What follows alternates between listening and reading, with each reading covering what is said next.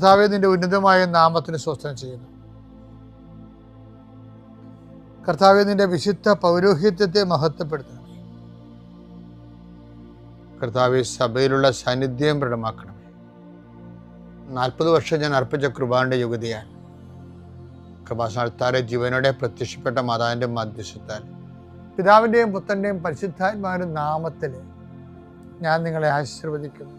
കർത്താവേ, അങ്ങയുടെ മക്കളെ ഇന്ന് സഞ്ചരിക്കുന്ന ഓരോ വഴികളെയും നീ ആശീർവദിക്കണം. കർത്താവേ, അങ്ങയുടെ മക്കള് ഇന്ന് കണ്ടുമുട്ടുന്ന ഓരോ വ്യക്തികളിലും കർത്താവിൻ്റെ ശക്തി നിറയട്ടെ.